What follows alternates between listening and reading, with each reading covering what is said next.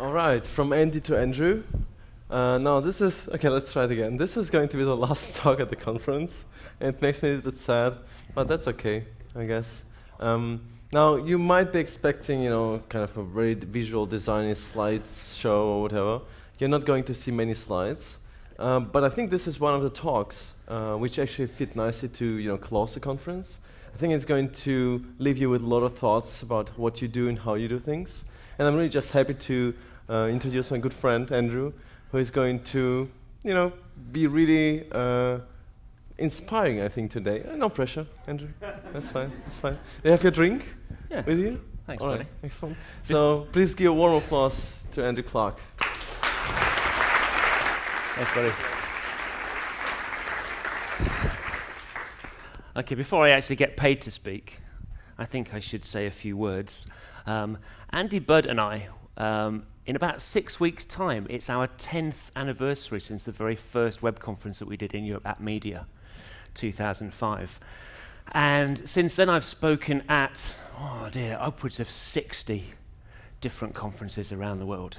And met some great people along the way, but nobody has been kinder or more supportive than our friend Vitaly. And I've not been to a conference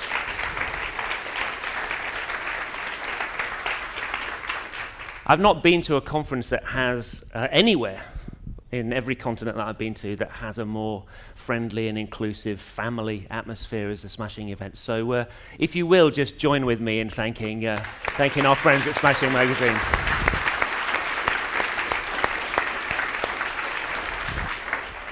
He's such a bastard, really.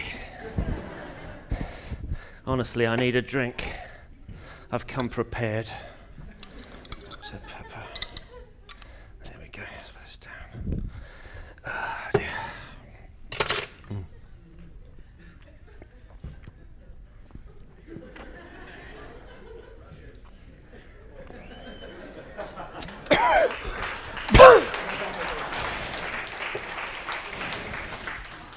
I think I done drunk me about 15 Dr. Peppers.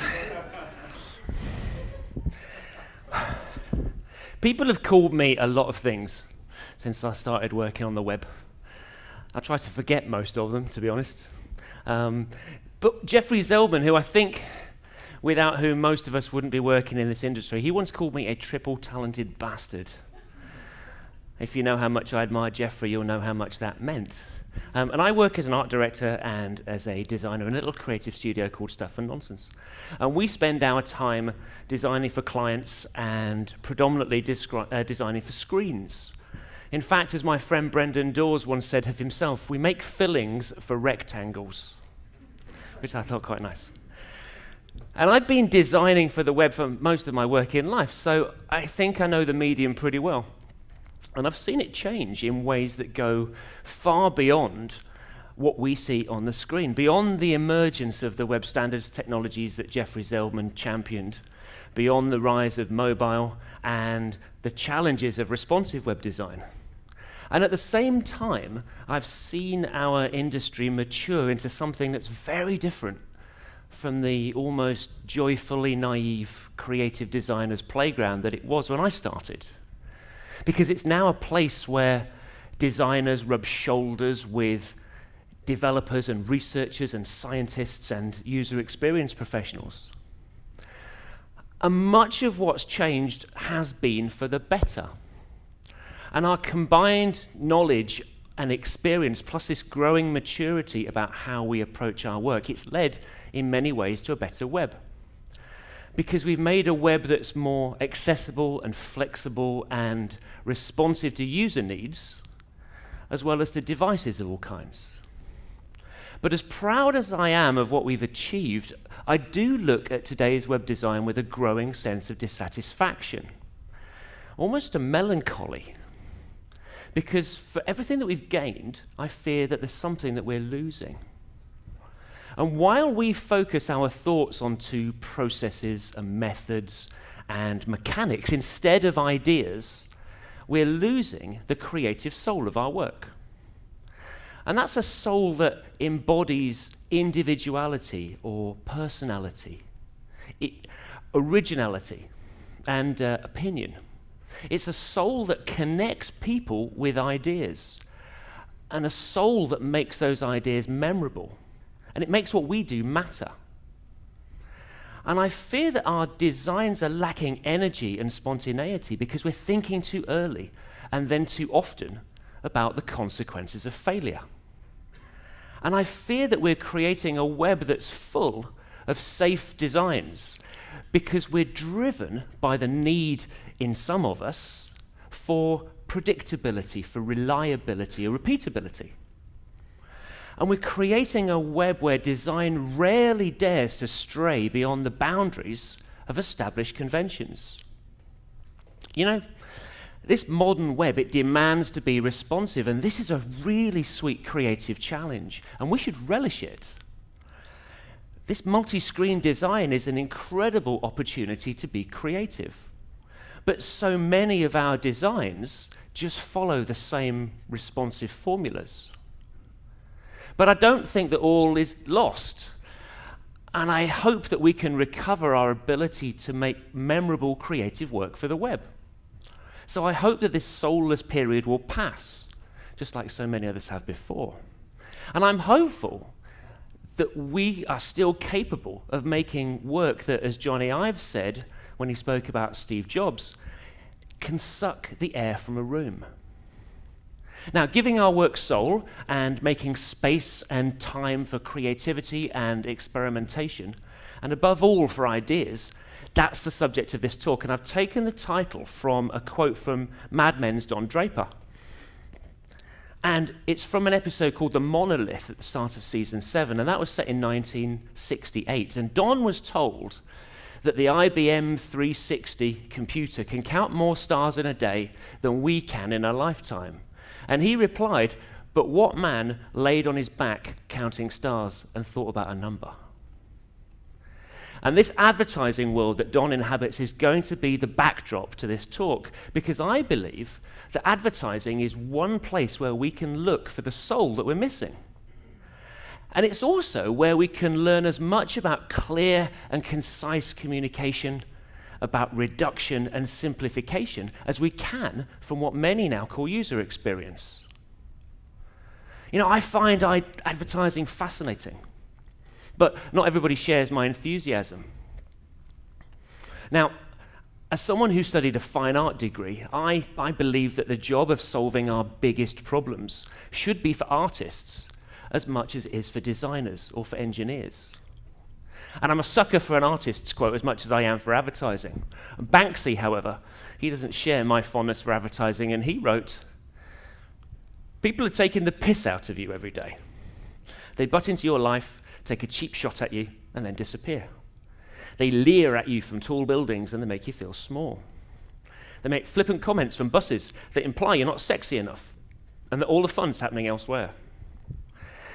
They're on TV making your girlfriend feel inadequate. They have access to the most sophisticated technology the world has ever seen, and they bully you with it. They are the advertisers, and they're laughing at you." And there's a common perception that advertising is an industry that routinely interrupts you when you least want interrupting, and regularly attempts to sell you products that you neither need nor want, and then lies to you while it sells. The writer and humorist Stephen Leacock once wrote, "Advertising may be described as the science of arresting the human intelligence long enough to get money from it." And for some, advertising's become a dirty word. So how can advertising, which is an industry which some might argue is outdated and irrelevant, teach us anything about the very different industry that we work in today? You know, in his book Purple Cow, Seth Godin wants us to stop advertising and start innovating, because as consumers, we're too busy to pay attention to advertising. But he acknowledges that it's probably impossible to read through a list of successful brands without either picturing one of their commercials, remembering a tagline, or hearing their jingles ringing in our ears. Advertising's given us some of the strongest and most memorable creative work in decades. And the mark of great advertising is that it stays with us long after a campaign is over. So, I guess that every generation, every culture, every country remembers particular advertising. And for me, as a Brit, it's DDB's chimpanzee campaign for PG Tips tea in the UK. It's the tea you can really taste, was the tagline. And this campaign began back in 1956. And it was a black and white TV commercial, and it had a voiceover by none other than Peter Sellers, who went on to play the Pink Panther. And these chimpanzees, often voiced by famous actors and comedians, they parodied popular culture and politics and sport and television for the next 3 decades. In 1971, oh God, I can remember that. Can anybody else remember 1971? I think it's just you and me, Patty, to be honest. 1971, Avez-vous un cuppa and Cooey, Mr. Shifter, they became catchphrases that were as memorable as the campaign's taglines. There's no other tea to beat PG, and it's the tea you can really taste. Here's an ad. Get in the hang of it. Mind the banisters, son. Oh, I can't hold it, Dad. Don't worry, son. I shifted more pianos than you've had hot dinners. Cream, Mr. Shifter, like refreshment. Thank you most kindly, madam. One way of shifting it. When a good cup of tea really counts, you're right to drink Brook Bond PG Tips. It's the tea you can really taste. Dad, do you know the piano's on my foot? You hum it, son. I'll play it. I could watch that all day. I often do watch that all day. In the first 2 years of that chimpanzee campaign, and off the back of its advertising, PG Tips went from 4th position to number 1. And they maintained that top spot for the next 32 years, largely due to their creative advertising. And the campaign was more than clever copywriting and well-trained chimpanzees. It succeeded because the combination of advertising and entertainment made the pleasure of watching the commercials synonymous with drinking PG Tips.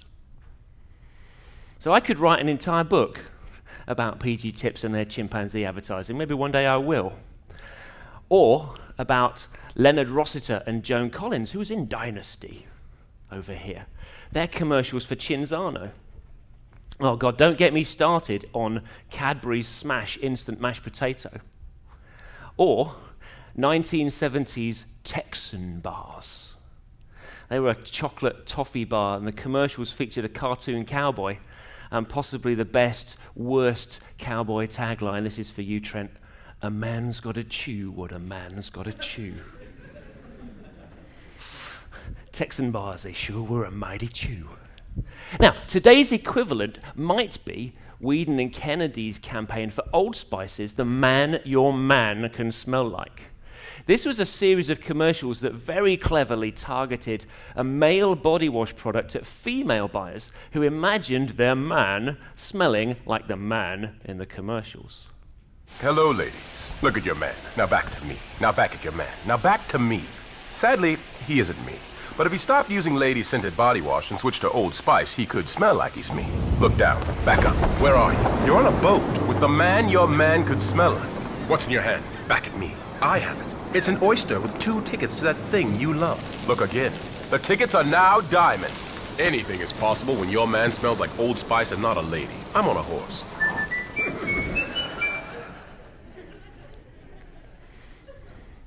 Amazingly, that was all done in one shot, and the only CGI was when the bottle of Old Spice comes out through the guy's hand. It's very, very cleverly done. Now, some people confuse advertising with misleading people about a product, but successful and effective advertising through a process of reduction, of removing messages that might cloud communication, aims to emphasize a truth about a service or a product or a brand. Now, DDB's famous campaign for the VW Beetle in the US, the campaign that invented the modern advertising industry, that wasn't just memorable for clever copywriting or for distinctive art direction, but because it told the truth about Volkswagen's product. The Beetle was noisy and small, but it was also very well built and reliable, and that was the truth. DDB's advertising didn't hide it, and the customers responded to that and the messages that the advertising conveyed. And this still being the post-war period, they also responded to VW's carefully crafted messages about the Beetle's size and economy. So the Beetle was a smart choice, and people aspired to feeling smart about choosing one. So in many ways, the ad said, this car is smart and individual, like you. And successful advertising always provokes an emotional response in us as consumers. As Don Draper said in the first ever episode of Mad Men, advertising is based on one thing, happiness. And do you know what happiness is? Happiness is the smell of a new car. It's the freedom from fear. It's a billboard on the side of the road that screams reassurance that whatever you're doing is okay, that you are okay. Now, Old Spice's "the man your man can smell like" commercials say nothing about the product itself, apart from the fact that it doesn't smell lady-scented. They also knowingly play on the fact that the advertisers know that the product, and the audience know, that the product won't turn men into Isaiah Mustafa. So I would also argue that Old Spice told the truth about what it thinks that many women consumers were thinking. They wanted their man to smell and look like Isaiah.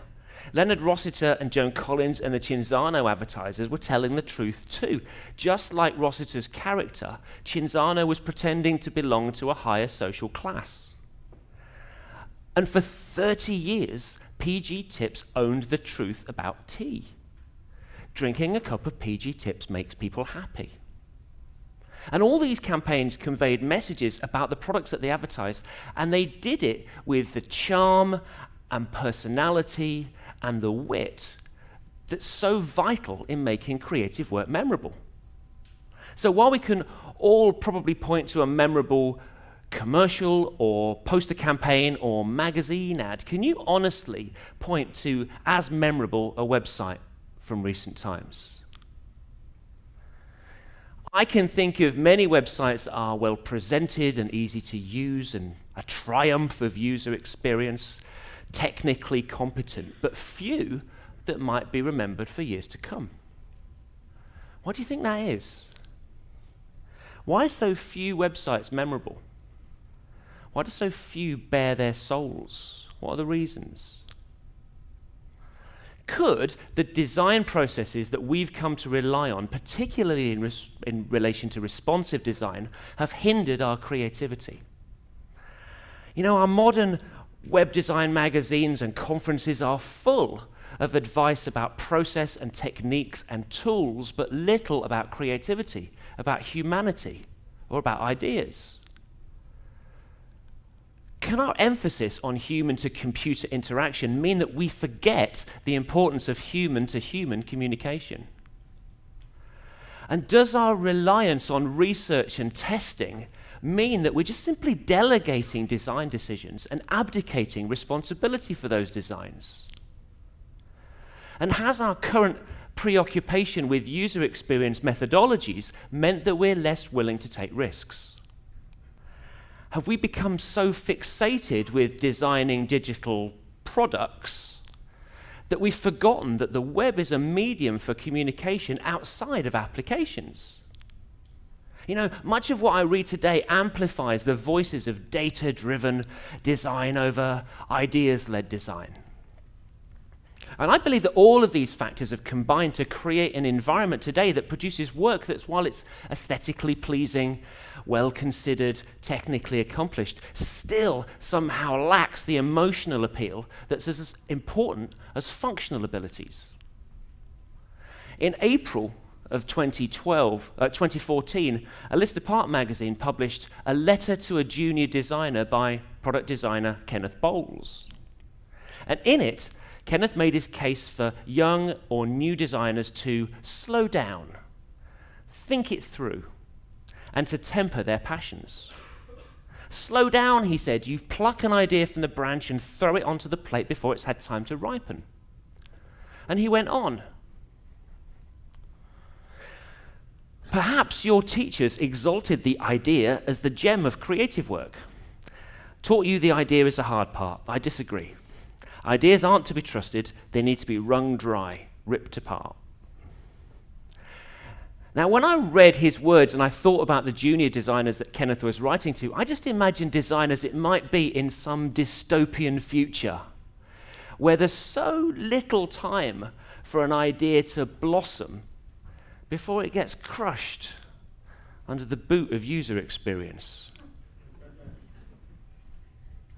When Kenneth wrote, "In time, the distinction between idea and iteration will blur," I just heard the words of George Orwell. Power is in tearing human minds to pieces and putting them together again in new shapes of your own choosing. And like Winston Smith's character at the end of 1984, I just imagined the junior designers that Kenneth was writing to as disheartened and demoralized. So I felt compelled to respond, and I wrote a different letter to a junior designer, one that I hoped would inspire rather than depress those same junior designers.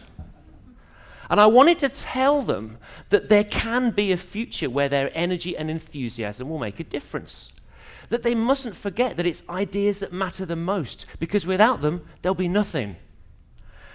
I wanted to tell them that you can't turn a poor idea into a brilliant one by iterating. That instead of having fewer ideas, we've got to make more. So don't slow down, as Kenneth suggested, speed up. I wrote, your mind is a muscle, just like any other. You need to keep it on top condition to use it. To keep making ideas happen, make more of them more often. Feed your mind with inspiration where you can find it. Exercise it with play. Make idea after idea until making them becomes a reflex. Because, the truth is, we don't always need to think things through. At least not right away. We can't ever predict the path that our ideas will take. And we can't know the restrictions they'll face, nor the limitations that will be put on them. So my advice is not to try. Too often I see brilliant ideas extinguished because people think about practicalities too early. We see this all the time. How will this be built? How can we make it responsive? How will someone use this?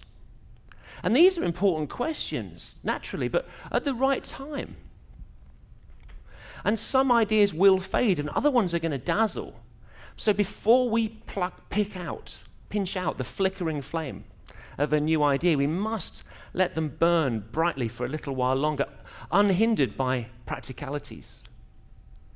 This tension between approaches to design, between perhaps data and implementation-led digital product design and ideas-driven communication design, are so starkly illustrated by our respective letters.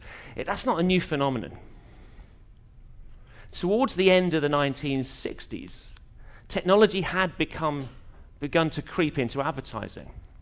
And in '68, Mad Men's Sterling Cooper and Partners agency, they installed their first computer, that room-filling, low-humming IBM 360 that I mentioned earlier.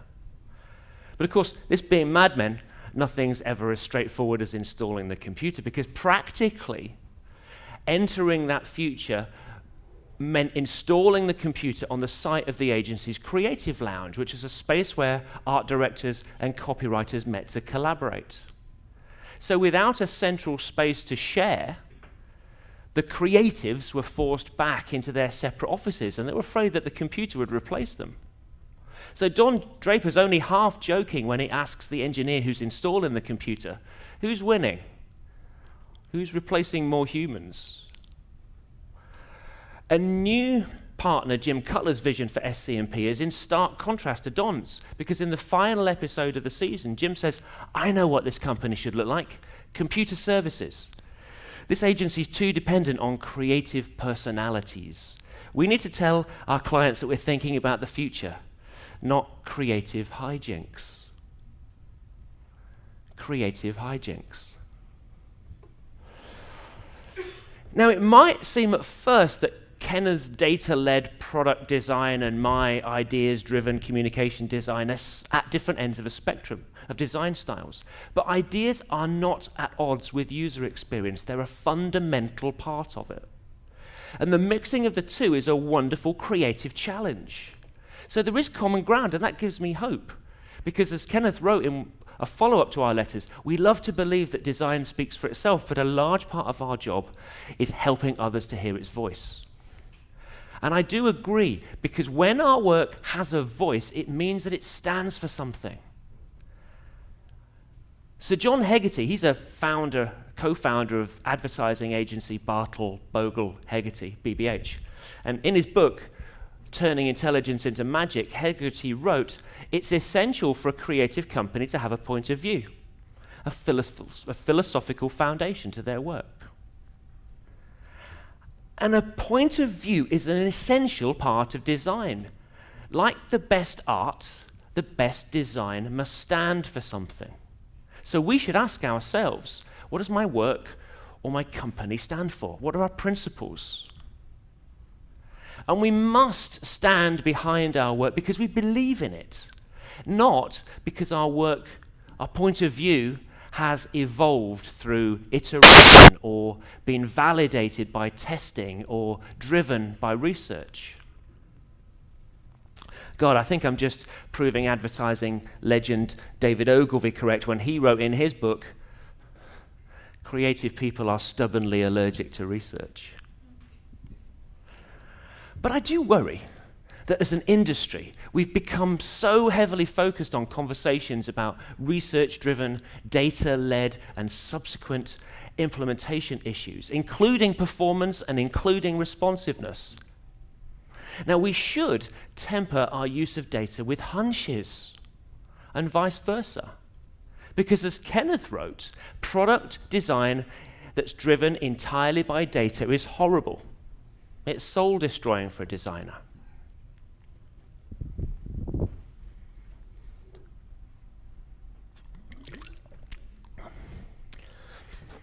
Now, I'd like you to cast your mind back to some advertising ideas that might have stayed with you. If you're a British beer drinker, you might remember BBH's The Cream of Manchester campaign for Boddington's Brewery in the 90s. In 97, Boddington's sales peaked, largely attributed to their creative advertising. It was a wonderful campaign. If you've got more exotic tastes, you might recall Saatchi & Saatchi's campaign for Castlemaine 4X. This 4X brand was actually introduced way back in 1924, and the campaign taught thirsty Brits that the X's indicated the strength of the beer. Saatchi's made that beer a household name in the 1980s with a campaign that featured the tagline, "Australians wouldn't give a 4X for anything else." And Foster's Lager, it's actually owned by a South African brewing company, and the brand itself is licensed in Europe anyway by a Dutch company, Heineken International. But still, Foster's is stereotypically the amber nectar in the UK, and it's Australian for beer pretty much everywhere else, except in Australia, where they actually sell very little beer to thirsty Australians. Now, I'm actually more of a tea drinker, and I bet you can guess that I drink PG Tips. And the Tips was added to the brand name in 1955 to emphasize that that PG used only the freshest parts of the tea plant. But it wasn't until 1956 that Peter Sellers provided the voice for that first chimpanzee commercial. Now, where do you think the idea for that first commercial came from? Do you think it came from a focus group? Did Brook Bond conduct consumer research? No. The idea for a campaign that lasted 3 decades came when a copywriter at Davidson, Pierce, Berry and Spotswood, he was stuck for an idea for a new commercial. He went for a walk around Regent's Park Zoo, which is now London Zoo, where he saw chimpanzees dressed in human clothes having a tea party to entertain visitors. Now, I bet that if you asked a group of 1950s tea drinkers to personify tea, they would probably have suggested a beautiful Indian woman picking those tips before they told you about Ada, the chimpanzee tea lady. No market research, no listening to consumers, no work on personas could stimulate an idea of the magnitude of the PG Tips chimps. Now, the web has meant that anyone with an idea can communicate through it. You no longer have to spend big money on advertising in print media or on TV. And what matters in the 1950s, in the early days of television advertising, matters today on the web, and that's the idea. An amazing and brilliant and crazy, delightful, entertaining, fantastic, gigantic, hilarious, inspiring idea. One that can encourage and engage and make people think and change their perceptions. And an idea that demands attention not for its own self-gratification, not for exploitation or for shock value, but attention for what it stands for. And as John Hegarty, who was the creative force behind The Cream of Manchester, wrote, ideas are the building blocks of creativity. Wherever you create, from writing to filmmaking, to painting to composing, you start with an idea, and without one, you have nothing. So when I imagine a website that's designed to sell my favorite tea, I expect it to be well designed, technically proficient, easy to use. I expect to be able to find what I'm looking for quickly and for the information to be well presented.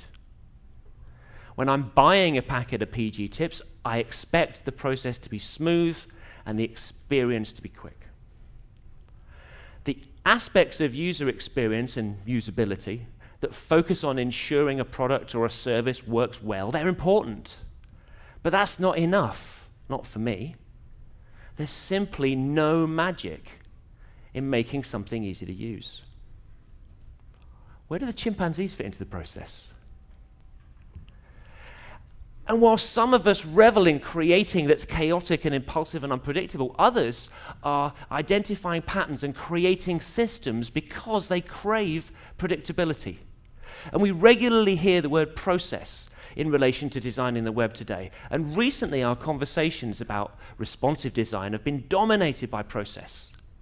And one that's been spoken about regularly over the last few years has been designing a web page's or an application's elements outside of the context of layout to create some form of style guide.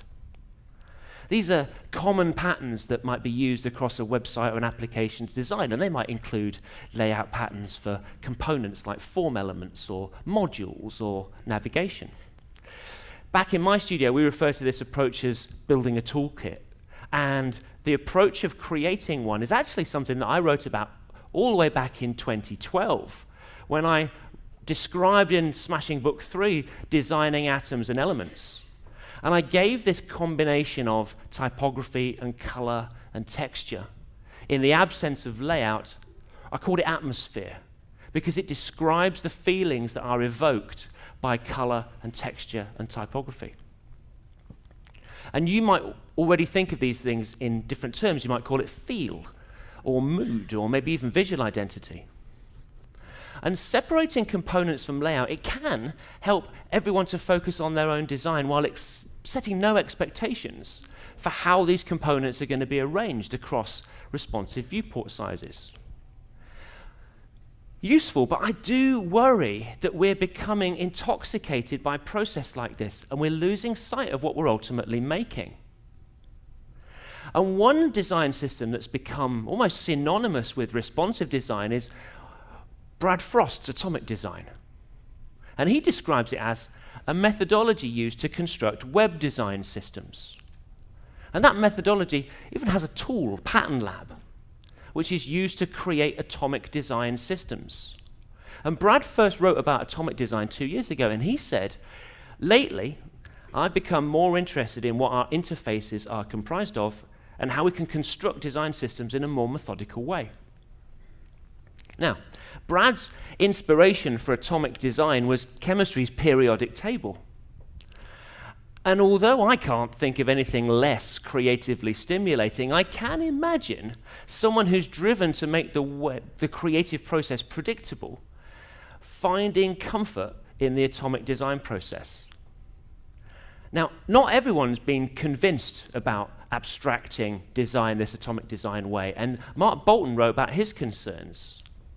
He said, conformity and efficiency have a price, and that price is design.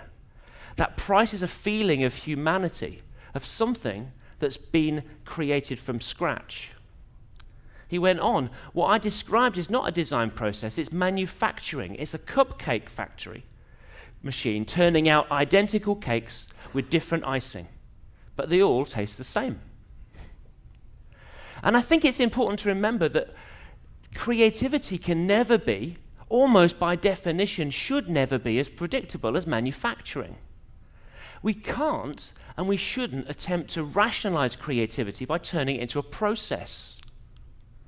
You know, creativity is often chaotic and unpredictable. You know, you go for a walk and you might get an idea. You take a shower and you might get another one. Ideas come when you least expect them.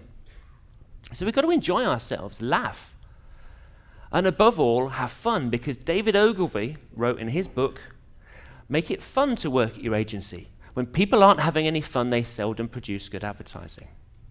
So get away from the computer, notebook, or sketchbook and just get inspiration from the world around. Look at the world you know from a different perspective every day. Take a different route to work, or take a bus instead of driving your car. Might be hard in LA. Or maybe just don't show up at all. Go spend the day at the movies or at the zoo watching chimpanzees. So I guess some people are wondering, well, how, if creativity is so chaotic, how can it work inside a disciplined business framework? And we do see other people answering the same question by formalizing their processes into a workflow. You've probably seen this if you've worked in or bought creative services. Now, as the former head of design at Google and Yahoo, Irene Au, defined, user research followed by interaction and product design, visual design, then prototyping and developing. Formative and summative research, qualitative and quantitative data and analysis, psychology, anthropology, and human-to-computer interaction, wireframes, prototypes, functional specifications, and flowcharts. This is the head of design. Where is the space in her workflow for creating work that is anything more than the adornment that she describes when she wrote so dismissively? They, meaning visual designers, understand that visual adornment is meant to support the experience and not be the experience. Now, Irene's assessment of creativity really shocks me. And she wrote more recently about whether to hire a visual designer, and she said, hire a visual designer on a freelance basis who can create the look and feel of the site, deliver a style guide, and work with your front-end engineering team to build the visual assets, e.g. grid, typography, color, etc., into a front-end library that then makes it easy for developers to create UI that is consistent. You know, is it any wonder why Irene and others have such a dismissive opinion of how designers work when we're so busy promoting processes like atomic design? You know, a process is a tried and tested method that we've used to do something we've done before. But what's the point of following a formula? A formula will lead to a predictable but ordinary result. And who wants to make something that's ordinary? Put your hands up. There's always one.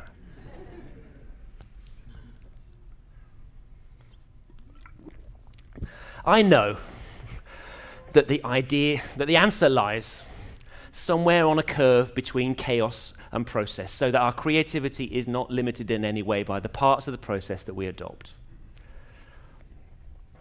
More Dr. Pepper.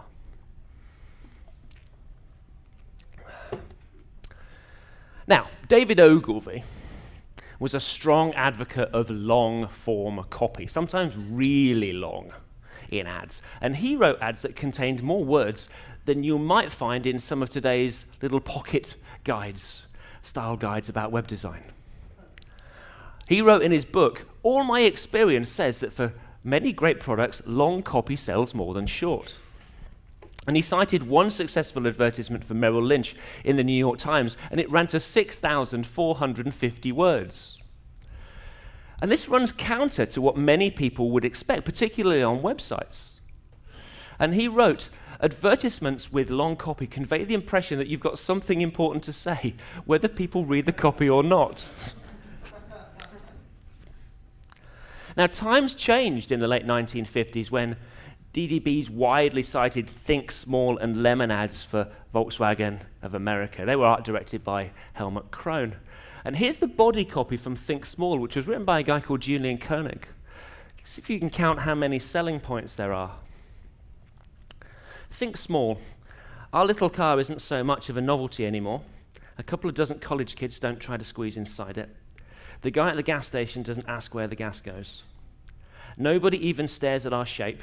In fact, some people who drive our little flivver don't think that 32 miles to the gallon is going great guns, or using 5 pints of oil instead of 5 quarts, or never needing antifreeze, or racking up 40,000 miles on a set of tyres. That's because once you get used to some of our economies, you don't even think about them anymore, except when you squeeze into a small parking spot, or renew your small insurance, or pay your small repair bill, or trade your old VW for a new one. Think it over. That's 136 words, 8 selling points, not including the most important point, that the VW was free of college kids. And having had a kid at college, I can't tell you how important that is. In 1969, they ran this: "It's ugly, but it gets you there." A tagline and a photo of the Apollo 11 lander and a VW logo. And there were more classic taglines. "It makes your house look bigger." It's one of my favorites. "The only water a Volkswagen needs is the water to wash it with." And famously, "After we paint the car, we paint the paint." Quite like that one. And Bill Bernbach's not only credited with changing the style of advertising with their work for Volkswagen of America, he's also credited with changing the way that copywriters and art directors work on ads. Because before Bernbach, copywriters and art directors worked separately. Copywriters would write the copy for the ad and they'd send it to an art director who worked in another department to add the visuals. Does that sound familiar? And Bernbach had a theory that if art directors and copywriters worked together inside a creative team, they'd produce better advertising. And he was right. Because out of these creative pairings, his agency produced some of the most iconic work of that period. And throughout the decades that followed, creative teams of art directors and copywriters remained at the center of advertising. But the roles changed. Copywriters' role changed because imaginative headlines, although they remained important, that long copy became really unfashionable, and the emphasis in advertising shifted more towards the visual and away from long passages of written copy. So copywriting focused on reduction, and writing a tagline meant writing as few words as possible. And today I think that copywriting matters more than it has at any time since Ogilvy's era, because on the web we need copy that's effective from 140 characters in a tweet through to a Facebook message to an email newsletter and up to long-form website content. So designers either need to write copy themselves or work really closely with the copywriter throughout every stage of a project. And clients have got to make copywriting a priority and make provision for it, not only within the budget, but also from the very beginning of a project. Because copy should never be an afterthought, something that we just add to already designed page templates. Because thinking about words, that can be a catalyst for new ideas, and that can help us develop better strategies. And designers have got to take more responsibility for copy, because for years we've just complained about waiting for clients to provide us with content, and then we've complained a bit more about the quality of what we get. You know, why are we surprised by this lack of quality and about a client's lack of writing skills? Because a client may know their own business inside out or their product better than anyone, but that doesn't necessarily give them the skills to write. So why would we expect someone who works in finance or manufacturing or service to be good at writing advertising copy for the web or anywhere else? Communicating through written copy, that's as creative a task as creating color palettes or designing with type or working with layout. And you know, we think about copy at the center of everything that we design, and we spend lots of time editing existing or writing original copy for clients, because working with people to write copy actually helps us to develop deeper relationship with them. We get to know our clients and their businesses much better. And for us, writing copy is as much a part of the user experience design process as devising personas or making wireframes. Now, an art director's role also changed because as new media and technologies emerged, just as it did within the advertising industry, when it moved from print-based work to embracing television, we've seen a similar change demanded by the web and everything that's been associated with it. And one of the biggest challenges, the biggest issues facing art direction on the web is that so few people understand what it is and how it differs from design.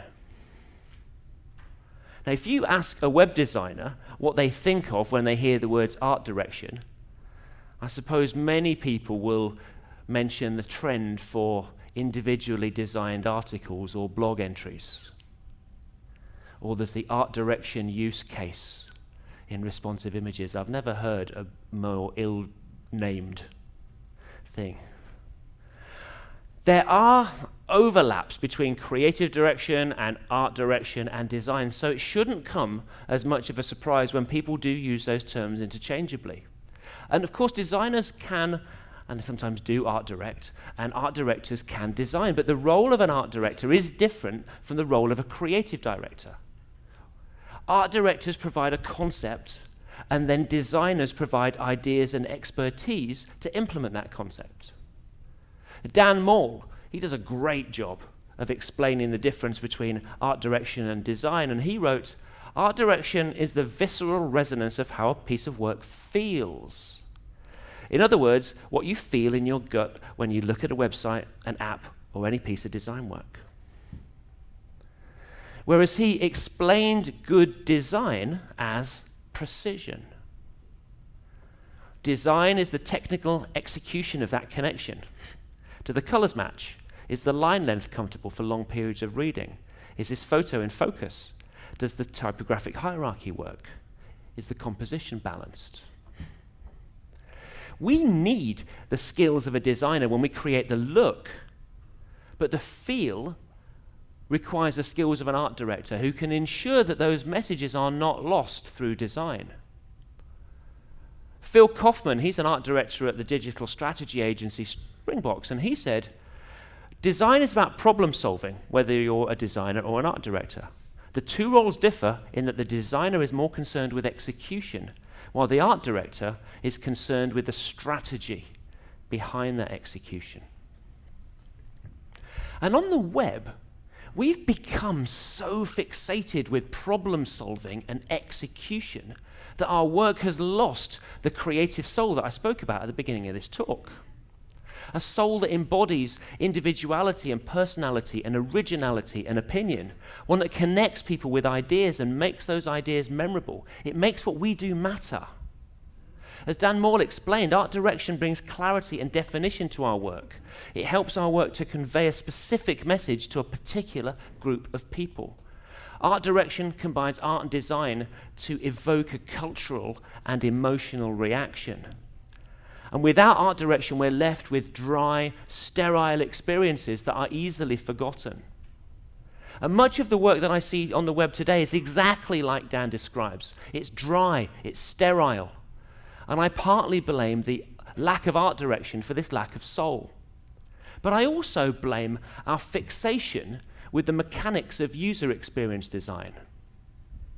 Irene Au's list of UX skills includes only user research, interaction and product design, visual design, prototyping, web developer, front-end developer. Where is anything approaching the role of art director in her list of UX talent? Why is art direction on the web so rare? Geoffrey Zelman, he comes from a New York advertising background, and in 2003, Geoffrey wrote, "On the web, art direction is rare, partly because of the work is about guiding users rather than telegraphing concepts, but also because few design schools teach art direction." And he went on. Talented stylists continually enrich the world's visual vocabulary. The bad news is that we're decorating instead of communicating. Stylists. decorating, visual adornment, just like Irene Au described 11 years later. And I think art director and designer Stephen Hay can sum up the importance of art direction for us when he wrote, "Good design is pretty, but good design based on a solid concept can help make your sites more effective and memorable, especially when compared to the competition." And many of the agencies that I deal with today still favor the type of creative teams that were first established in the 1950s. But the web is a significantly more complex medium to work in than print, so we need a variety of people with an even wider variety of skills on our teams today. So there might be less of a requirement for a traditional copywriter, art director pairing, but there is a requirement to bring people with diverse skills together. An art director, a writer, a developer, a UX specialist, so that they can all collaborate in ways that traditionally art directors and copywriters did. If we want our work to be memorable today, we need them and others to work together. But this is a significant change for many agencies who still structure their businesses along departmental lines. In a creative organization, we need people to be familiar with each other's work so that they feel comfortable enough to share ideas and to sometimes take some risks. And proximity matters too, as does putting together with people with diverse skills so that they can sit near each other in one creative space and not be isolated out in separate departments. So, I guess in conclusion, much of what's changed since I started working on the web has been for the better. In many, many ways, we've made a better web. And, I'm proud of what we've achieved. But in other ways, I am dissatisfied, because for everything that we've gained, we're losing something else, and that something is soul. But I'm hopeful that not all is lost, and we can still make work that's memorable if we focus as much on creativity as we do on implementation. And if we amplify conversations about ideas as much as we do those on process. And if we create processes that promote creative ideas from the very beginning, and if we remember the importance of art direction. If we make spaces for people with diverse skills to work together in creative teams. If we remember all these things, if we embrace creativity over predictability, we'll give our work back what we, and the work itself deserves, and that's its creative soul. Very much for listening.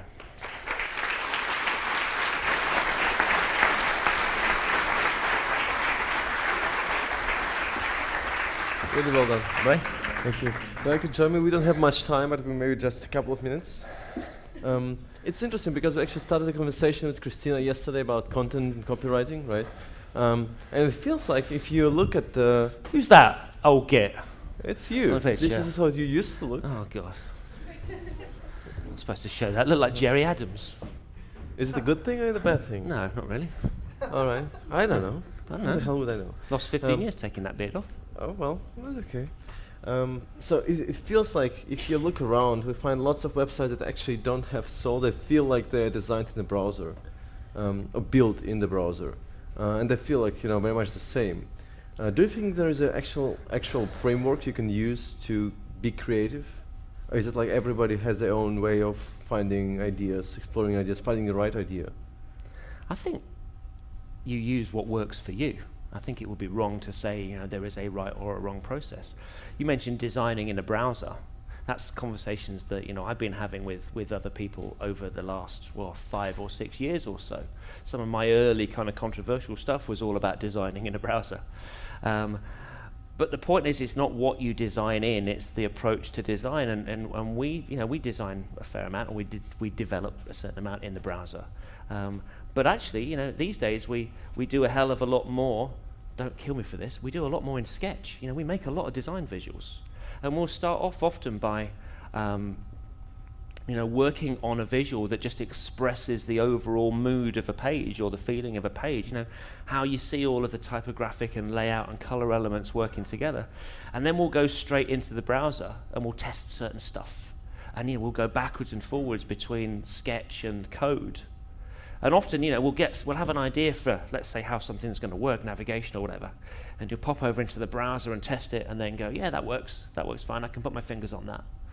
But it's quite low fidelity, so you go back into something like Sketch, and there's nothing better than going into a graphics tool and zooming into like 800% and adding in just like, the subtlest little shadow. You don't kind of get that often when you work straight in the browser. But then you've got that, and then you can go back, and it's about, for me anyway, it's just about adding layers of fidelity. Right. But aren't ideas dangerous? I mean, you mentioned a few ideas for advertising which are like really clever copy, which actually worked out and become successful and actually brought something back to the companies. But I'm sure there are many campaigns that tried hard to come up with clever copy that just didn't work. Yeah. Right. So it can be dangerous. I mean, if you pick a certain scenario for your campaign, aren't you running a risk of becoming too unique, too distinguishable, becoming too individual, too personal, too risky? It's obviously it's safe to do the same thing and kind of stay within the container that you've been doing and building for a while. There's always that. Getting out is really dangerous, right? There's always been that saying that only 50% of advertising works. The problem is we don't know which 50%. When I start talking about a lot of these things, I start talking about creativity. A lot of people, their initial reaction is this is about either a designer's ego making something that is just purely designed for design's sake or difference for difference sake. That's not what we're talking about. Everything should really fall in behind a strategy, a creative strategy as much as a business strategy. So it's not about people just doing work that, to satisfy their own ego or their own needs, because that's art. That's not design or not art direction. But there is room for people to express something. You read some of those ads or watch some of those TV commercials, and there is a thread that runs through them all, whether it's the copy or the style of something. Like tone and voice. Exactly. Like sort of and some people go, well, this is obviously odds with successful user experience, or people from getting from A to B, or people accomplishing their goals or their tasks or whatever. No, it isn't necessarily like that. And the best example that I can think of right now, and it's been brought up several times, is MailChimp. MailChimp's work has real soul, real personality, but it's also, from a UX point of view and from a business point of view, extremely successful. Yeah. So it can be done. The web does not have to look like fucking Squarespace.